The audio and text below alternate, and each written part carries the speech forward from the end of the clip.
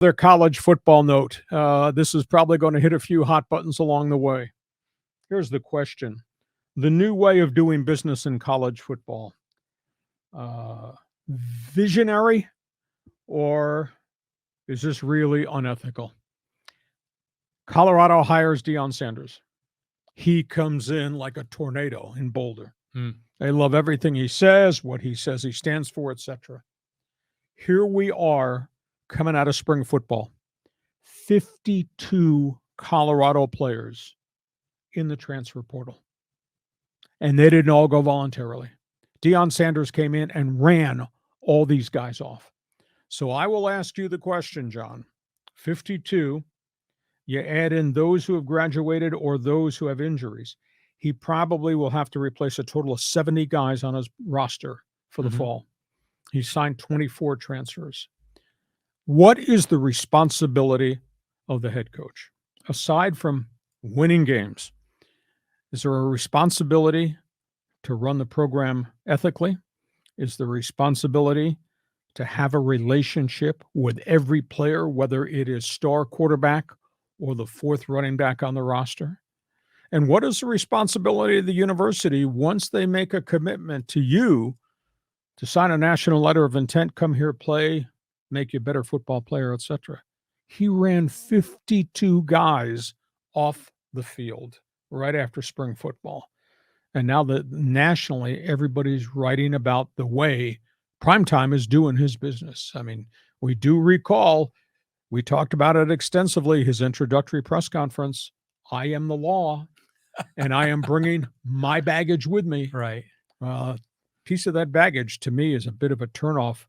Why, how could you rationalize treating all these players the way you did to make them leave? It's as if he walked on Folsom Field and said, every one of you guys who was on this 1-11 football team is a bum, and I want you out of here so I can bring my guys in. So you tell me, right, wrong, unethical, fair, foul?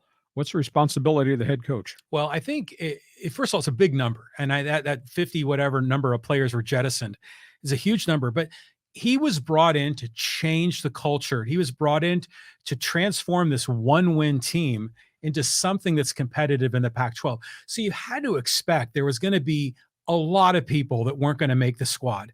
But it's a competitive sport. You know, when you get a scholarship offer, it's not a guarantee for 4 years. I mean, you have to make the team every year. So if they're a 1-11 team or whatever they were, you know, the players are not the elite players. So he also knows that by having this new head coaching opportunity, he's attracting a lot of inbound transfers that want to be part of Coach Prime's, system. So it sounds hardcore, but I think ultimately he's doing the right thing to flip this in the direction of a winning program. Okay, that's indirectly you're telling me I'm old school, out of touch again, that there is no responsibility to the former players who cast their lot to go to Colorado, to play football, to graduate, to get an education, to wear the gold and black. Yeah, I think that they'll have an opportunity to play ball elsewhere. Those students, they could stay at Colorado and just not be playing football. So the university fulfilled their agreement. Because the scholarship is a year-to-year thing. So, but every year it's a tryout. Every year it's competitive. And, you know, if you're like the third string, linebacker on a team that only won one game, good chance you're not going to be on the squad next year. So you're telling me indirectly, in your personal dictionary, there is no word unethical. Oh, there definitely is unethical, but I don't necessarily think this is unethical because it's within the boundaries of the agreement that was established. So, it's not like he makes promises to people and then withdraws the promise. So I knew that he was going to let go of like 20, 30. I mean, it turned out to be 50 something. That's a big number. Let's see if he can fill in the back end of this roster and build something. Okay, you could argue with me, but you'd be wrong. I'm a talk show host. Yes. Hey, before we